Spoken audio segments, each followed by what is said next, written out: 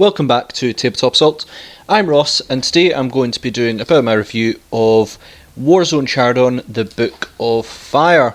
So I'm going to be having a look at this, make sure you know what sort of stuff is of interest and sort of what's got going in the book.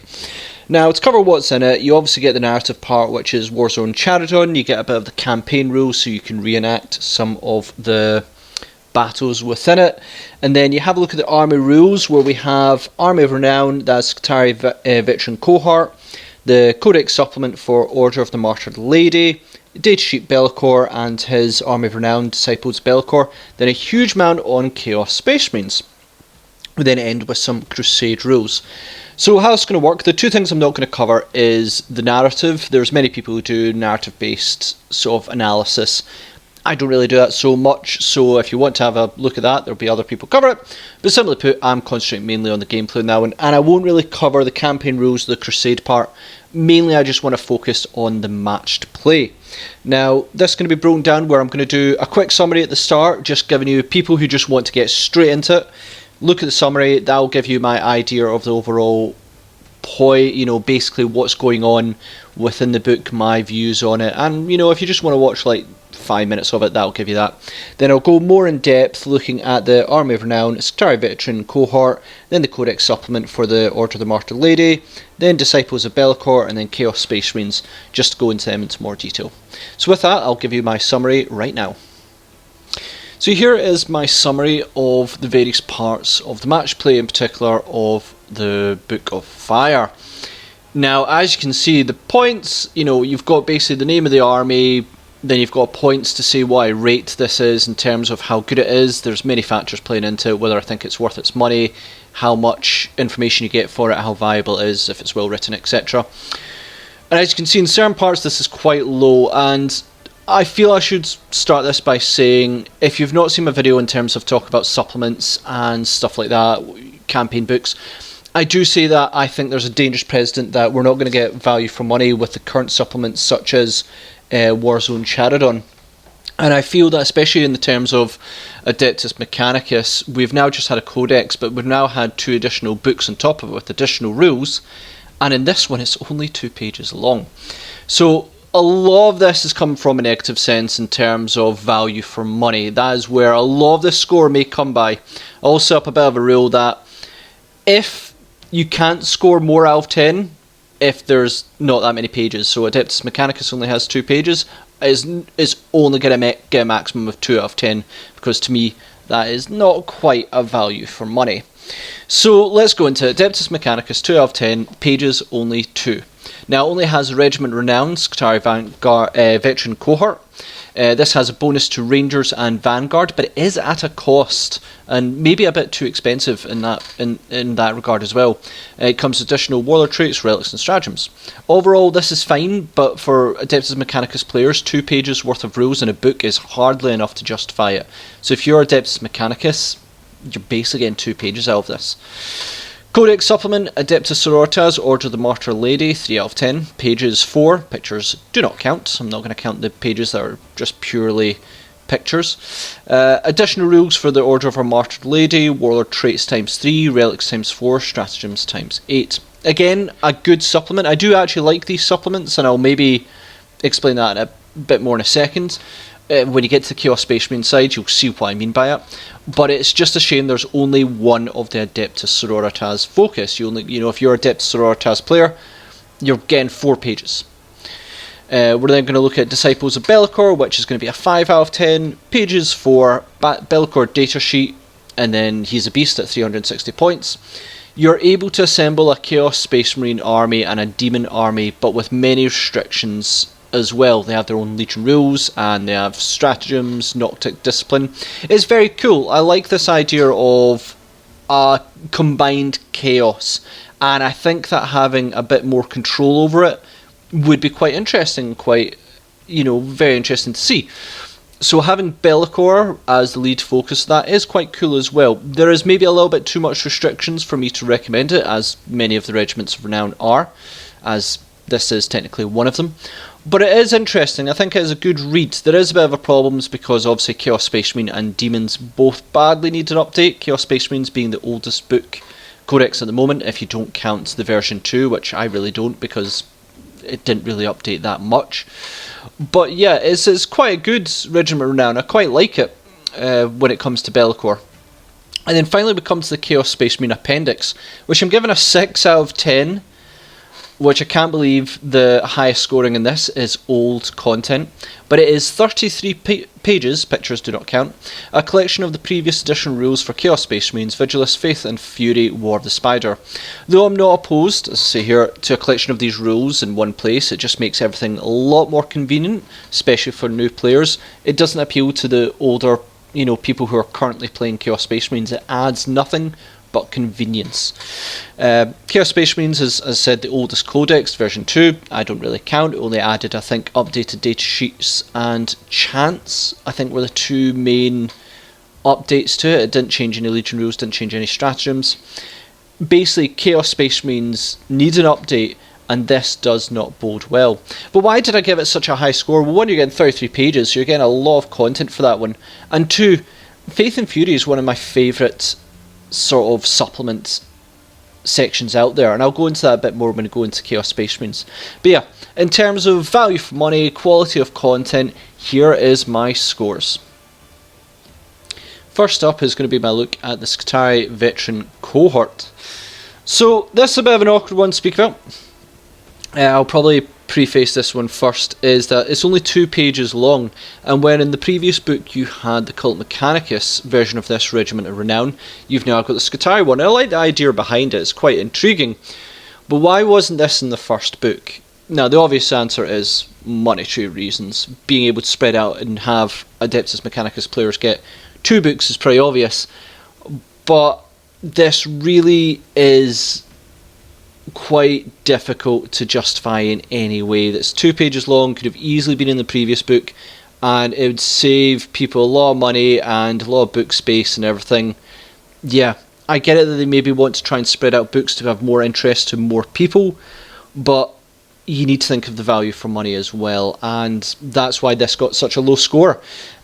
In some ways this is actually not bad, it's just if it was part of a larger book that focused a bit more on Adeptus Mechanicus, such as the previous one, I would have given it a much higher score. So with that being said, let's go into the Regiments Renown for the Veteran Cohort.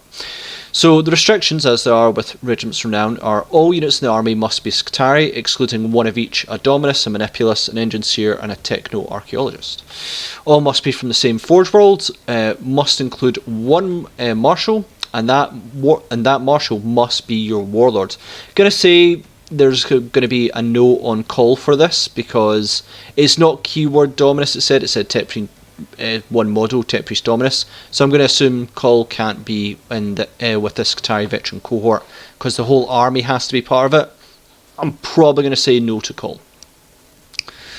What you are losing though is additional Dominuses, Manipuluses, Enginseer and Techno-Archaeologists. You're going to lose out on the Cataphron Breachers, Destroyers, Servitors, all Electro Priests, Datasmith and Castellan Robots. Now in this edition, I'd probably say some of the stronger units in the Adeptus Mechanicus army is the Skitarii, rather than the Cult Mechanicus. There might be more units I may have missed there, but basically if they don't have Skitarii, they're not going to get included. So it's not the biggest loss in the world. I'd probably say the biggest one there is maybe the Castellan Robots for the additional HQ choices. But still, or maybe I think some people like the Breachers and Destroyers. But still, I'd probably say, in terms of which one's more viable, the Cult Mechanicus, the Skitarii version of this Army of Renown, this one's more viable because you get things like Iron Strider Ballistari within it. So what is the benefits of taking this? Skitarii units gain Skitarii Veteran Cohort keywords. You have a choice of 1 Warlord trait, 1 Relic, 4 stratagems, and a mandatory Vanguard and Ranger upgrades, which is probably the part that puts this in a bit more contention. So Rangers and Vanguards go up by 1 point level per 10 models in power games, or 2 points per model when you're playing matched play. So Rangers gain 1 leadership and 1 attack. They gain a 5-up invul and receive light cover if remain stationary. Vanguard gain +1 leadership, +1 attack, 5-up invul each time the advance is made, they roll 2d6 and discard 1, and blast weapons when this unit is 6 or more does not apply. So this is probably the main crux of this one, is it's an upgrade to cheap units. Now, Rangers and Vanguard I believe are 8 points each. Adding an extra 2 points per model is increasing their point cost by 25% I believe. And these are not units that you really want to worry about the +1 attack. They're not combat heavy, that's not what they're going to do. And their leadership is fine, I suppose, you know, if you want to include that. The 5-up invul is actually pretty good. You go up from, I think, 6 up to 5 up. Not bad. And then the other bonuses on top of it are okay. Now, is this going to be able to justify 2 points per model? I personally don't think so. These are meant to be cheap and cheerful units that do quite well for their points. Adding on another 25% of their point costs means you're probably just going to get 25% less models. So do you want these, say you're taking a 20-man squad or something, do you want these rules or do you want an extra 5 guys? Depends on how you're going to play. The 5-up invul, as I said, is probably the most useful part of that. Maybe the blast part, though people, if they're going to clear out chaff units, just tend to have overwhelming fire. But yeah, it's kind of a difficult one. I've not played Adeptus Mechanicus in a long time, and I've not played them in their new version yet, so it's difficult for me to say. I just don't know. At the moment I'm going to say per points cost, no, I don't think they're going to be worth it, just on overall view, but I'm very intrigued to hear what people are going to say in that. Going to look at the Warlord traits, relics and stratagems next. So the Warlord trait is a bit of an odd one, calculate without diversion. 4 once per battle effects. It's a bit confusing, but if you use any of the below stratagems with its corresponding imperative, so each one has a corresponding imperative, if you use them and you have this Warlord trait, the stratagem costs 1 less to a minimum of 0. So a possibility of 4 extra command points, but it is very time dependent. The relic is Cantic Thrallnet. Command phase ability allows you to grant a core unit within 9 inches or core data tether anywhere, which gives them an additional doctrine imperative of your choice. Can be one previously used and does not prevent it from being used later on. So I can see some sort of advantages to this. I know there's a lot of manipulation that can be done with the doctrine imperatives. Some of the great units to obviously use them on is the Ironstrider Ballistari. You know, they would really benefit from having that +1 ballistic skill, or is it +1 ballistic skill? Yeah, I believe so, +1 ballistic skill throughout the game. Now this is a relic, so it does come under basically with the other martial one. Both these, the Warlord traits and relics, need to be taken by a martial really. But the other martial one is the reroll hit rolls of 1 and wound rolls of 1. And when it comes to Ironstrider Ballistari, I'd probably go with the reroll hit and wound rolls one. That one's really, really good. But I can certainly see this one having a bit of use. If you've got a very big, good Death Star unit, Ironstrider Ballistari, but there's other ones out there, then yeah, this could be really, really good. So quite like that relic. The Warlord trait is very, very time dependent. It's a bit trickier to pull off. So the stratagems, we have Binharic Offense, which I quite like the name of, is 3 command points, used in the shooting phase, select 1 enemy unit and 2 core units. These core units can only target that enemy unit, but both gain +1 to wound rolls.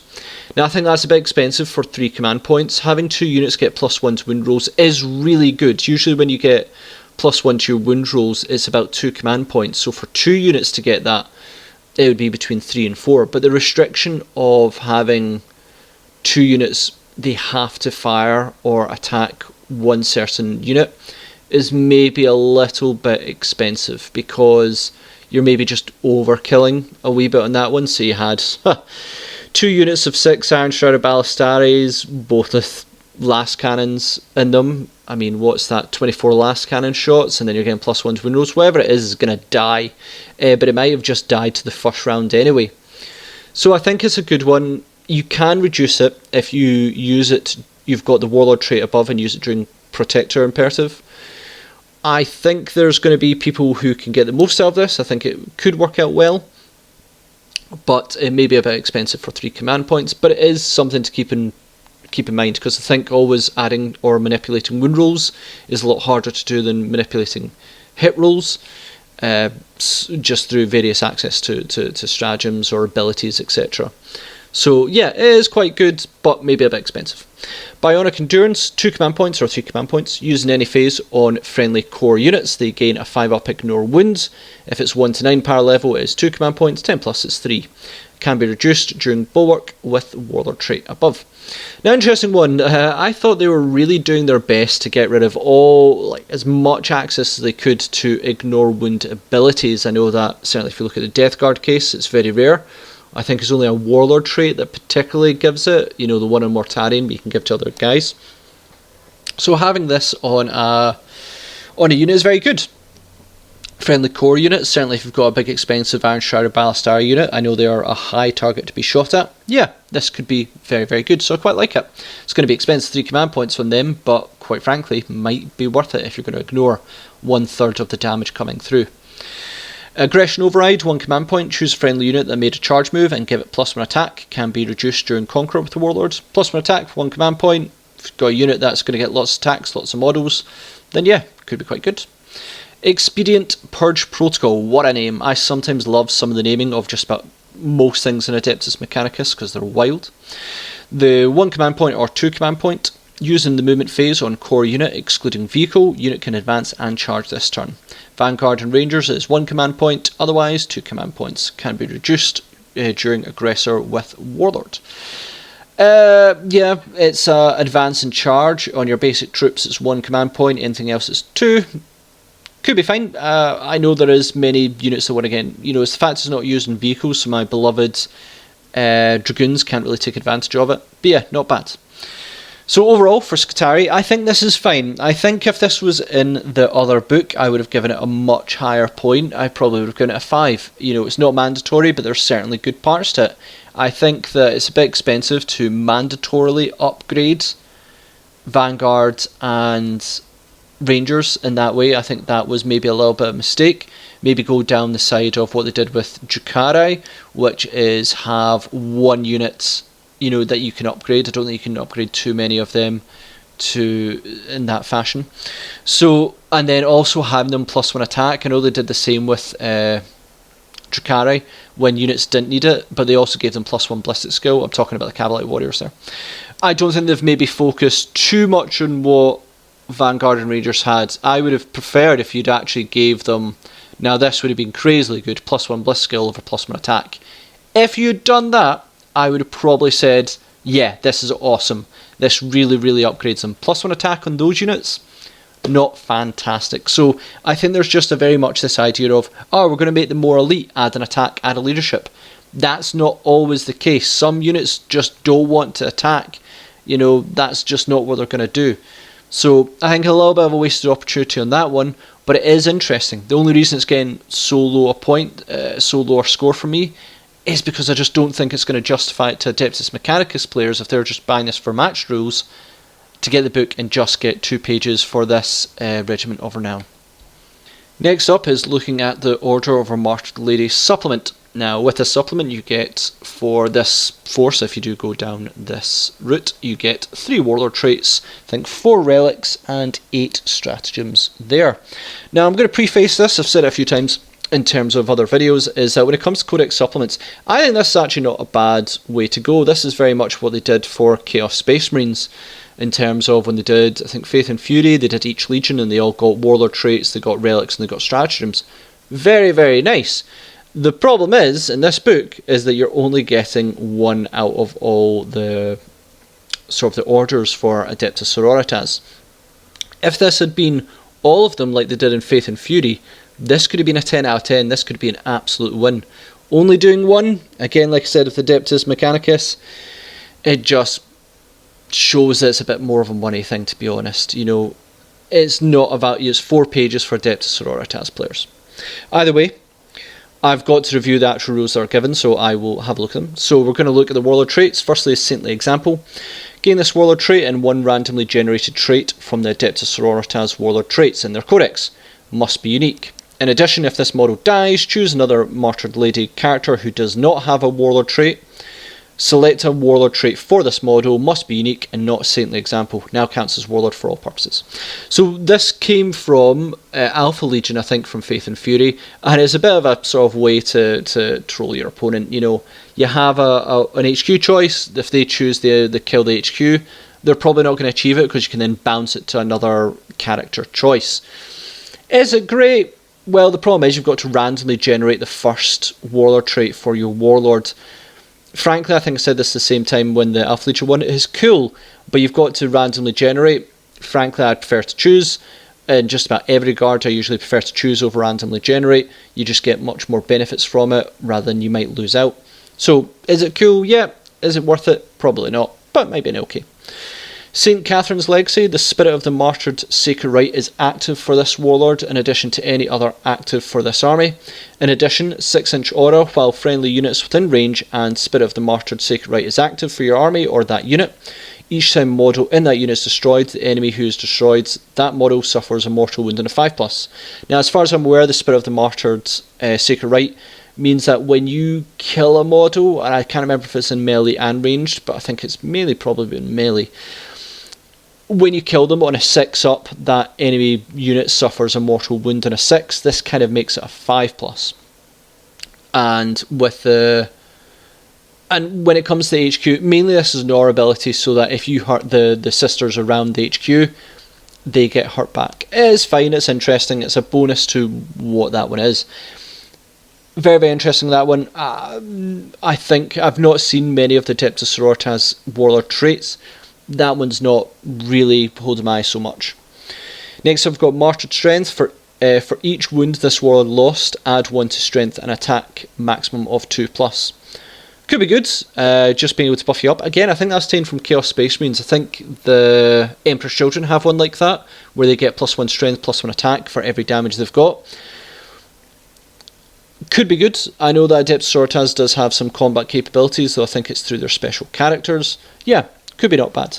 Overall, the warlord traits, one of them I think is pretty alright. The other two are very situational. With the Saintly example, I'm just not sold on. I think it's cool. I think if we still had Slay the Warlord, it would be a lot more useful. But because it's now an elective secondary objective, it's less useful than what it used to be. Relics, we have Blade of Sacrifice, Power Swords. It's a melee +1, strength +1, AP -3 and 1 damage. But its ability is when this model fights, it can sacrifice 1 to 2 wounds, but no more than it has remaining. When this model wounds, then the damage is equal to the wounds sacrificed, but in mortal wounds. Very interesting one, that one.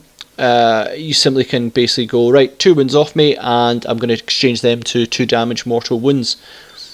Quite nice. I think there's probably better relics than that, but it is certainly a cool one. I would actually like to see it in different armies. I think it could be really, really good.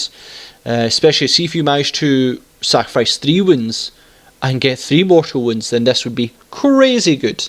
But as it stands, it's an interesting one.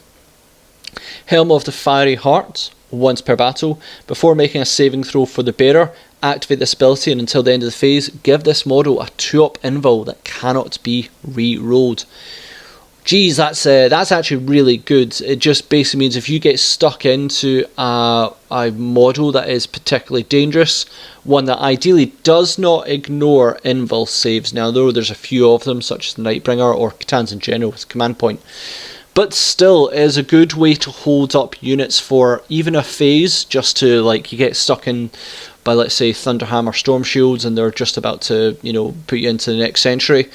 Yeah, activate a 2-up invul and you're probably going to hold them down a fair bit longer. So, I like it. I think that one's a really, really good one. I don't know, again, the Adeptus Sororitas too well, so I don't know where that one might come in, but it's certainly one I think has plenty of potential.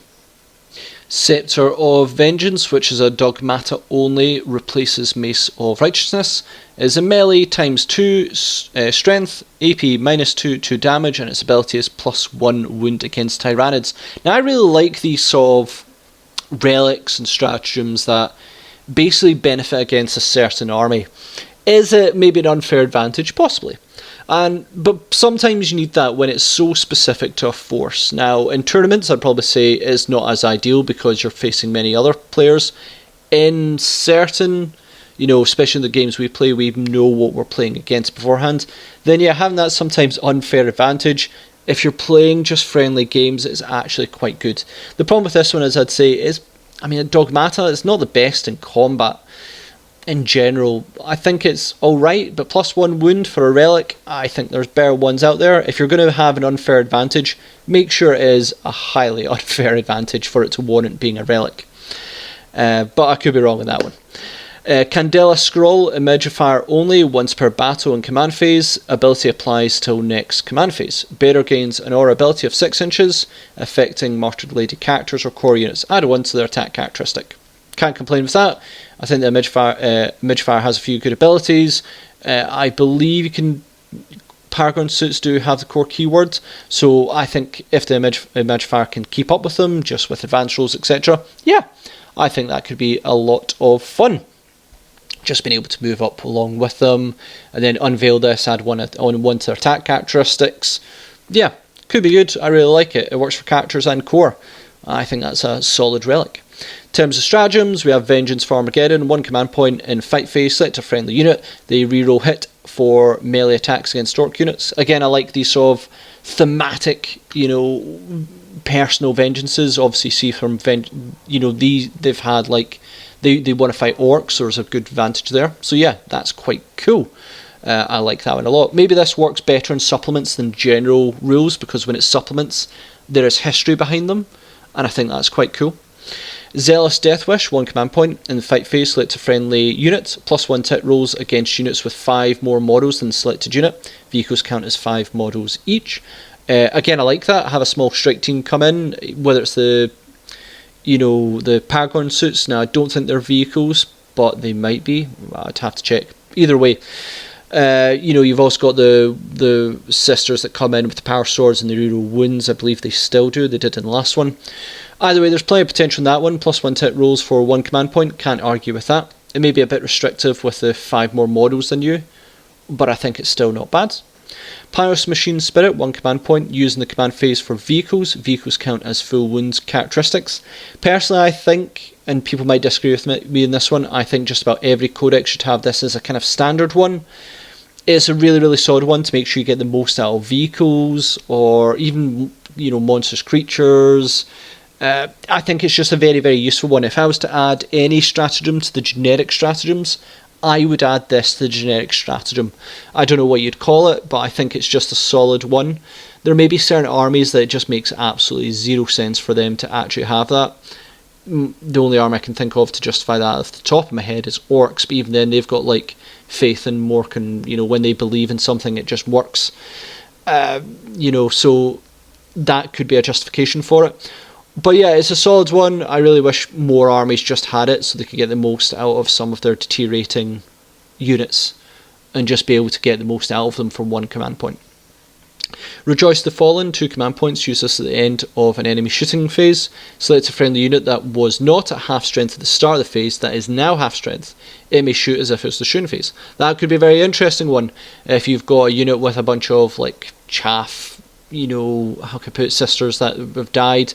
Yeah, it's 2 command points, maybe a bit heavy, but there's potential you could do quite well with that one, especially if you've got like loads of multi-melters or something and you just need to get those shots off. Could be good, I quite like it. Martyr's Pyre, which is 1 command point, using the shooting phase. Choose a Martyred Lady infantry unit that is currently engagement range until the end of the phase. Flame weapons become pistol weapons. After unit has made its attacks, roll a d6 for each model that attacked. For each roll of a 1, select a model to attack again, but after that attack it is destroyed whether it's attacked or not. Very thematic for Adeptus Sororitas. Basically, they'll go full out, do as much damage as they can, even if it is detrimental to their health. And yeah, very, very good. I really like that stratagem a lot. Death Before Disgrace, 1 command point, use at the start of your movement phase. Select a Martyred Lady Infantry or Paragon Warsuit. Till the start of the next movement phase, this unit cannot fall back and has Obsec. If it already does, it counts as 2 models. Not bad if you really need to hold a point. A Martyr's Duty, 1 command point, used in a phase when a Martyred Lady core unit is targeted. Till the end of the phase, when a model is destroyed, roll a d6 on a 4+, do not remove the model. After attacking unit has finished its attacks, this unit can fire 1 ranged weapon or make 1 attack in melee. If Spirit of the Martyr Sacred Rite is active, resolve this stratagem before the rite. Not bad for 1 command point if you do think you're going to suffer heavy damage, and maybe you've got things like multi-melters or super heavy sort of weapons on those units. Yeah, you're going to get to do an attack with him. So not bad, you know, if you can do one ranged attack, fair play. Quite like it. I suppose, well, yeah, no, that's actually not bad. I think that's actually pretty good.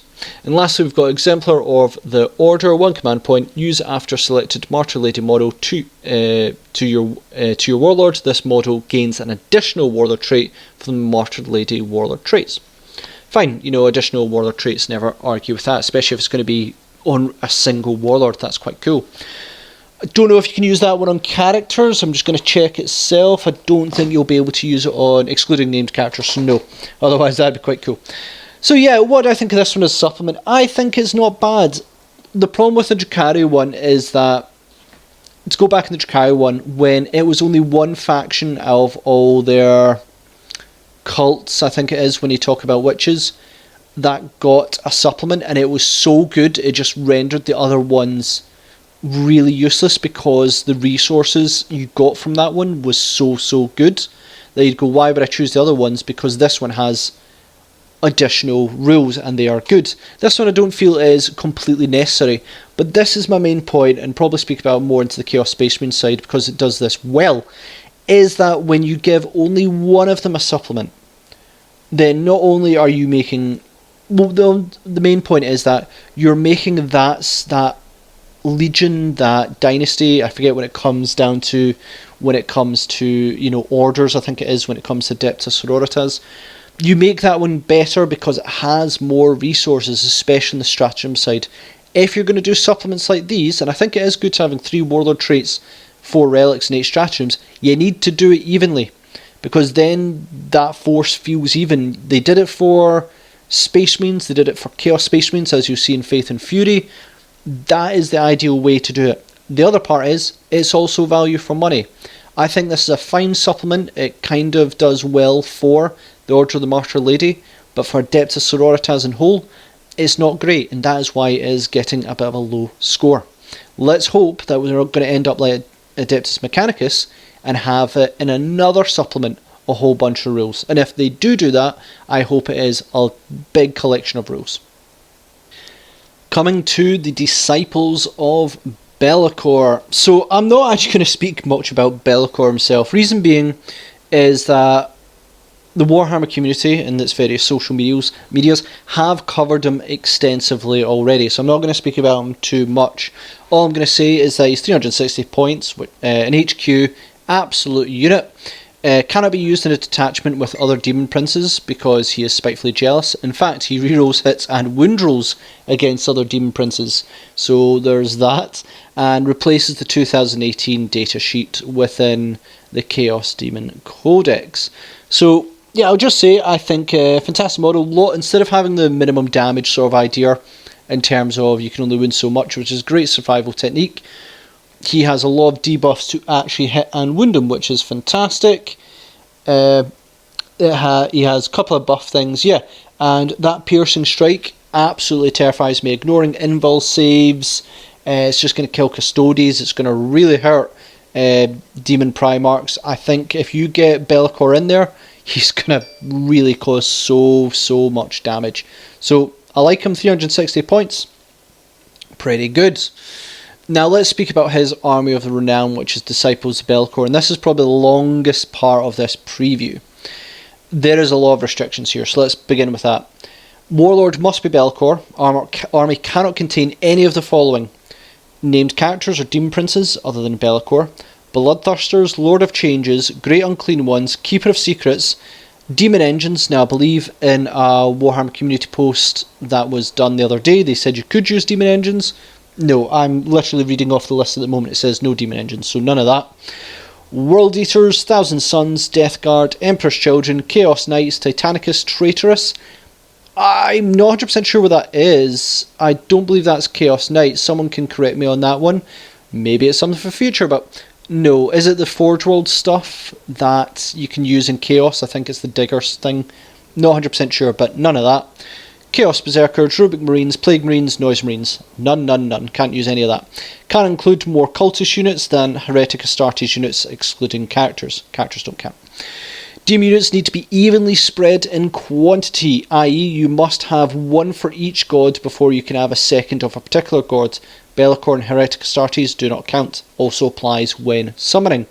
That's a very interesting one. I really like this rule. I think Chaos Demons need to see this more often, where at the moment Chaos Demons tends to be focused of either some detachments, people just take, massive monsters, they take Great Unclean Ones and Bloodthirsters, and take very, very little troops other than to hold objectives.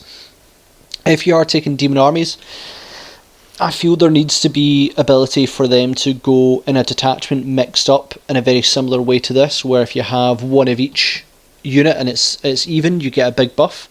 I think that's good. I think it's a good idea. It's a bit of a restriction, but you need to see a bonus. On to the benefits. All units bar unaligned in buildings gain Disciples of Bellicor keywords. All units with Heretic Astartes keywords bar Cultists gain Legion Disciples keywords. This essentially replaces your Legion trait for Disciples of Shadows. Each time a combat attrition test is taken, add 1 to the test. Also ranged attacks, -1 to hit if the attacker is more than 12 inches away. Not bad as the Legion trait goes for Chaos Space Marines. It means that you might be encouraged to take more big units for them.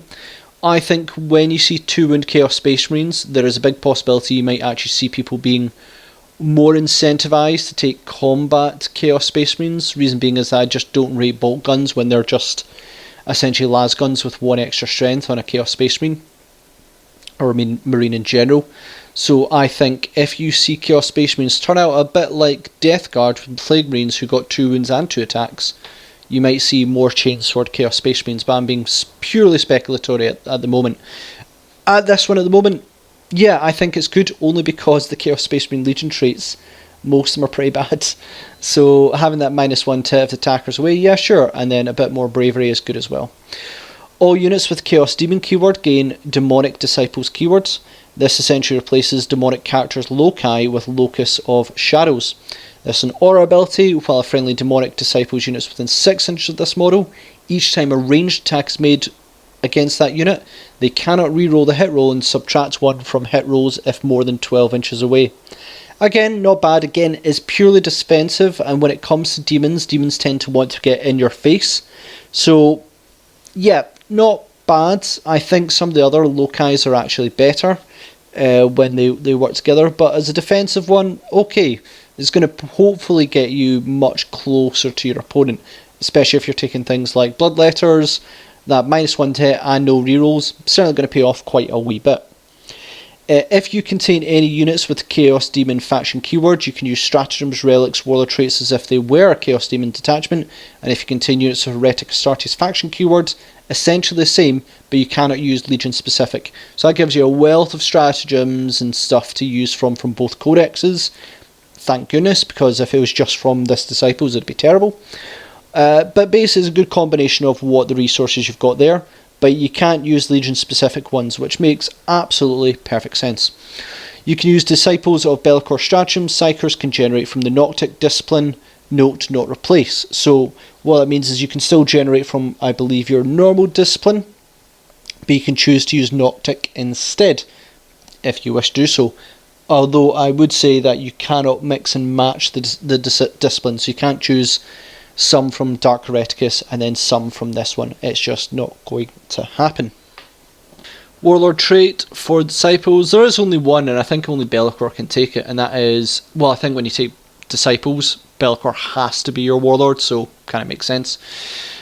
He's got Shadow Lord, essentially Chapter Master, but can't be used in vehicles, and it's 9 inches range. So overall not bad, because you're not going to have many vehicles in this army. I mean, like, you're probably going to have like Predators and things. That's kind of it, because you can't use Demon Engines. So yeah, it's not bad. Chapter Master is always quite a good rule. Stratagems, there's 6 to choose from. So we have Shadow Pacts. Now I love this. This is important to speak about. 1 command point, using command phase on a Legion Disciples infantry that is not dedicated to a god. Select a pact and gain a benefit till the next command phase. Pact of Blood, +1 attack. Pact of Fate, 5 up invul. Pact of Plagues, +1 toughness. Pact of Excess, +1 movement and +1 advance in charge rolls. Similar to a much earlier Chaos Space Marine mark system in earlier editions, and I would love to see this come back. I think when the Chaos Space Marines get updated, and I'll speak about that more in a second, when they get updated, think of what we've seen in more units now. We saw in the Adeptus Mechanicus one we talked about earlier, where you'd upgrade the unit and they'd get center benefits, whether good or bad is up to you. Cabalite Warriors became Trueborn, and you got benefits from that one. I would love to see that in Chaos Space Marines. When you dedicate to a god, you can choose to dedicate to a god, and you can choose to be undivided, and thus you're nothing. Well, not nothing, but you just don't get a benefit. But if you do dedicate to a god, you get a benefit. And I would love to see it from these ones here. Would you pay points? Probably. You do that with Trueborn anyway. But this, I think, I want to see marks matter again. At the moment, they really, really, really, really don't. This would certainly help. So I am intrigued to see this for what we might see in the future. Demonic Boon, 1 command point, using the fight phase when a Legion disciplines unit, excluding vehicle, is about to fight and is within 6 inches of Demonic Disciples unit. The Legion Disciples unit gains +1 strength in melee attacks that hit on unmodified rolls of 6 wounds, auto wound. So it's 1 command point, and there's quite good benefits to that, +1 strength and the unmodified hit rolls of 6 auto wound. That's pretty good. You need to be within, basically I think this only works for Chaos Space Marine units, and if you're near a demonic unit, it buffs them. I think if you're playing this Disciples of Belcor, you're definitely going to probably have units near each other at some point, so I think that could be quite good. What units is going to benefit from? Obviously one that's throwing out plenty of attacks. I don't know, you might find that with Possessed it's probably the best one. We'll see. Legions of Shade, which is 1 command point, using the movement phase or charge phase. Disciples Belcor units can move horizontally through enemy units.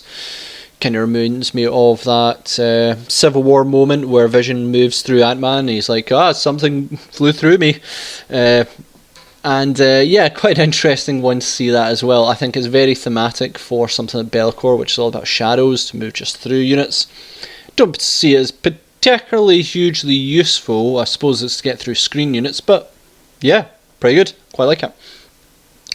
Mortal Boon, 2 command points, using the morale phase. Select a demonic disciples unit within 6 inches of a Legion disciples unit, excluding vehicles.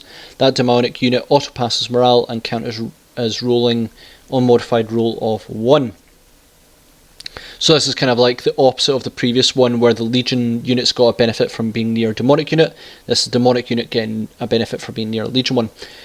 Now it's very much similar to the auto pass morale one. That's what it is, and an added bonus because it counts an unmodified roll of 1, which I think works with, I forget, it's either the horns, the sigils, or something where you basically reality blinks and you get D6 models back. I think that is the case. Simply put, you lose a whole bunch of blood letters and you're going to lose more to morale. This stops it and you get a few more back. Not bad at all. I suppose it's mainly if you really, really need to contest a point, that's going to be good. Drought of Terror, 1 command point, use in the morale phase. Select 1 demonic disciples unit. Till the end of the phase, gains 6-inch aura ability, Drought of Terror. If enemy units is within 6 inches of this unit, each time model flees, a model in the unit regains a wound. Or if there is no models with lost wounds, then recover a model up to its starting strength. Can set up an engagement range if the unit that is being essentially healed is already. Quite good. It's quite specific to being in the morale phase. Obviously that's how this whole rule works. I think you could potentially do quite well here if there's a lot of morale debuffs that you can think of to bring back units or bring back wounds. I don't think it's on demonic units only, but there's plenty of them with like multi-wounds that could be quite good. So yeah, there's potential there. I just haven't quite done the math to work it out. Blessings of Belcor, 2 command points. Use when a Disciples of Belcor unit fails a save. Reduce damage to 0. Belcor must be on the field. Ooh, that is a spicy one. That is very, very good. If Belcor gets hit by something, that deals D3 plus 3 damage. And it gets through his hit debuffs and it gets through his wound debuffs. Heck, if it's a knight with that crazy weapon that does unbelievable amounts of damage, just shake it off. 2 command points, just go, no, I don't want any of that. It's after you fail the saving throw. So if you fail your invul save and you're just like, nah, don't want it. 2 command points. Very nice. I think that might infuriate a lot of opponents. If they've got like a heavy hitting weapon, just shake it off. Now we're going to look at the Noctic discipline, Shrouded Step, which is Warp Charge 6, Blessing 18 inches, choose a friendly infantry unit, remove them and redeploy them anywhere 9 inches away from the enemy. Simple, good. I think that's going to be very nice because it's got such a large range to cast, 18 inches. You can just pick up a unit that's maybe done really bad in an advanced roll, or you really want them to get onto a point, whether it be Bloodletters that you really just want to try and get a charge off, or say it's Plague Bearers, you just want to sit on an exposed point and say to your opponent, well, come at me. Then yeah, I think that one's going to be a very big staple if you do use Disciples of Belcor. Wreathen Shades, Warp Charge 6, Blessing 12 inches, choose friendly unit except monsters or vehicles. Unit cannot be targeted by ranged attacks unless closest eligible target or within 12 inches. Simple and effective, another good one. I love this. I'd love this thing on like Obliterators or something. I'm pretty sure you can take Obliterators. There's so much restrictions. I think that one's a pretty solid one. I think that one's pretty darn good. So yeah, Wreathen Shades, I highly rate. Pall of Despair. Pall of Despair? I'm not sure how to pronounce that one. P-A-L-L. Pall? Sure. Pall of Despair. Warp Charge 7, Malediction, 18 inches. Choose an enemy unit and must also be visible to the caster. Roll 3d6. If the result is greater than enemy leadership, then choose an effect to apply to your next psychic phase. Select one aura ability to turn off. Unit cannot perform actions. If they are performing one currently, it fails. And fight last. All of them are pretty good. I know that a lot of people, when you have turn off aura abilities, people are quite a big fan of that. Fight last is also quite good. Essentially, you are going to have to roll like 7 and 8s for this one, though I suppose the second one you do have 3d6. It's 2 dice rolls that maybe, getting both of them, all it takes is one of them to go wrong for it to fail. I think it's good, but maybe a bit risky to commit to. But being able to switch off aura abilities is very, very important. Void Slivers, Warp Charge 5, Witchfire, 12 inches, select an enemy unit invisible to Psyker. Draw a line between the Psyker and the selected model's base or hull. Model units suffer 1 mortal wound or D3 if 11 models or more. Every enemy unit in the line passes also suffers the same. You see this a few times. I think you see with Martyred. I don't know if you see it anymore with his lantern. You used to, certainly. But this idea of a line passing through and affecting multiple units, can it be good? Yeah. It's, if you're playing a very big game, I think that's going to be really, really good. If you've got a bunch of horde units, or multiple small units, it's going to be just a line passing through and cause a few mortal wounds. Yeah, not bad. They did think of other things as well, is that if you're not fighting multiple units, then you do get a D3 mortal wounds. It's a Warp Charge 5, so it's really quite easy to cast. Yeah, I quite like it. Penumbral Curse, Warp Charge 7, Malediction, 18 inches. Choose an enemy unit until the next psychic phase. Reduce melee attack wound rolls by 1 and their AP of attacks by 1. So if you're playing a mainly demonic side of Belcor, probably not the best because the -1 to wound is really good. But the AP against demons is not particularly attractive. But if you've got a lot of Chaos Space Marines, yeah, sure, that can be quite good in and of itself. So it's not terrible. Maybe a bit costly at Warp Charge 7. The -1 wound in combat, really, really good. The AP, mainly if you've got a bit of Chaos Space Marines. I think other armies would see huge benefit from this. Adeptus Custodes would love this, shame they've not got any Psychers. Just being able to really offer a good bit of protection to their high armour saves. Demons don't really have armour saves, so yeah, they just take on invulns. But the Chaos Space Marine side, yeah, quite good. Betrayal Shades, Warp Charge 6, Witchfire, 18 inches. Select an enemy unit that is visible. Select 6 models in that unit and add their unmodified attack characteristics. Roll a number of dice equal to this and add 1 to the result if the caster did 11 or more. For each result of 6+, the enemy unit suffers 1 mortal wound. Very interesting one. The best way to think of this is that as long as they've got 6 models, if the unit has 1 attack as their base characteristic, you're probably going to cause 1 wound. If they've got 2 attacks, you're going to cause 2 wounds. If they've got 3 attacks, you're probably going to cause 3 wounds. 4 attacks, 4 wounds. I think it's fine. If you're playing if you're playing Custodes, this would be really good because that's probably going to kill 1 Custode dead. If you roll an 11, it's going to kill 2 of them. And then against bikes, see, I think that's dangerous. I think bikes have got 4 attacks. Could be wrong on that one. Either way, if you're playing against an army that has base attacks that are particularly high, yeah, not bad. You're going to cause a few mortal wounds. It is cheap at Warp Charge 6. Yeah, not bad, not bad. I think that one's okay.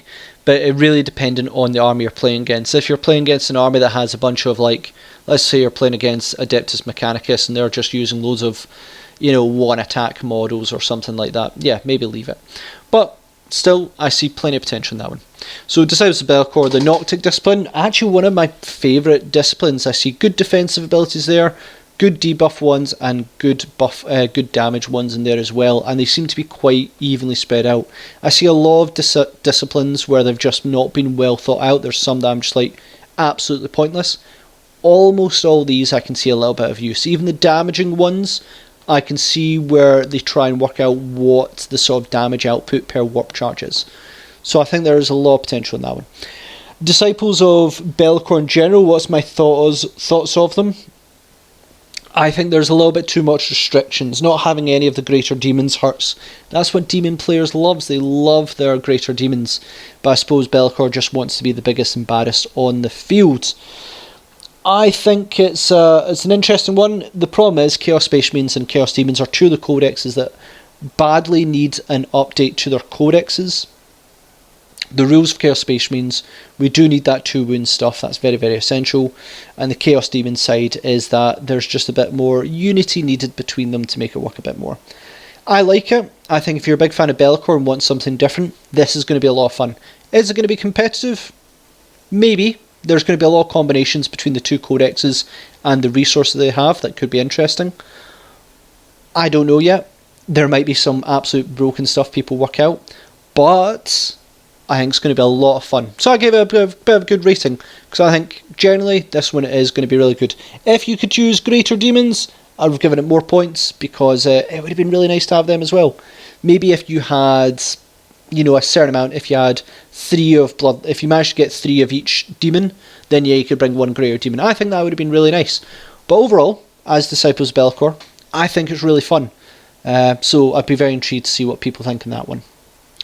Lastly, we come to the Chaos Space Marines Appendix. This is an interesting one to speak about. It's interesting I gave this my biggest score for content that is all old. Anyway, let's speak about it. So the positive, this is good for new players. The additional rules for Chaos Space Marines are good. Maybe not the Vigilus stuff, that's maybe a little bit dated. But especially Faith and Fury, I think it's excellent. I'll speak about that in a minute. So having them compiled together is very convenient. If you do not have these previous books, this is so helpful. The negative. If you're a current player with all the previous books, then I cannot see you getting this other than convenience. That's kind of simply it. Ultimately, why was this done? This is not what Chaos Space Marines needed. It is an extremely old codex. I believe it is the oldest that needs to be updated. Now, people go, oh, there was a version 2. The version 2, if you don't know, if you're not a Chaos Space Marine player, really kind of just updated like Abaddon, Obliterators, and had, I forget the Hellstalker, I forget the name of the unit, but added a unit in there and added the chance. That was it. Very convenient, but not the most ideal. We need our 2 wound Marines, we know it's coming, but more importantly I think we need Legion rules. I can't stress how unsatisfactory it is to play Abaddon, because me and my Legion just gets, I think, +1 leadership, and they can advance and fire rapid fire weapons with -1. I mean, it's one of the worst Legion rules. There's a reason why you just don't see it anymore. The stratagems, some of them are fine, but could do with an updated. All this needs updated, right? However, this, the Chaos Space Marine Appendix, right, and what they've done with it, is a great example of what they need to do for supplements. And I may reiterate this in my conclusion side. The Legion expansion, each Traitor Legion received a Warlord trait stratagem relic suited to them. Very, very similar to what they did with, the Adeptus Sororitas here with the Martyred Lady, what they did with other ones. They did that, but when they did Faith and Fury, they did each Legion. And it felt like the Iron Warriors ones were cool, Emperor's Children ones were cool. it felt very, very good. Regiment of Renown, Creations of Bile, that's essentially what that is, a Regiment of Renown. It was a bit of the starter of it, but that's kind of what we're going for. Renegade chapters, largely replaced by custom legions and dynasties, etc. Ultimately, the expansion of legions and Regiment of Renown should be the this was the progenitor, and it did it well. This is what we should have. When you do a supplement in one of these campaign books, I know that various Adeptus Sororitas, was only a specific one came in there. I know the same for Adeptus Mechanicus. But this was 33 pages, and I feel it is a real good supplement. You could go down the side, I did a whole video on talking about supplements and stuff, but you could go down the side of Space Marines where they had in each an individual book, and I really liked that because it was a book of love in terms of there was great lore, there was units, there was psychic abilities, there was rules and everything.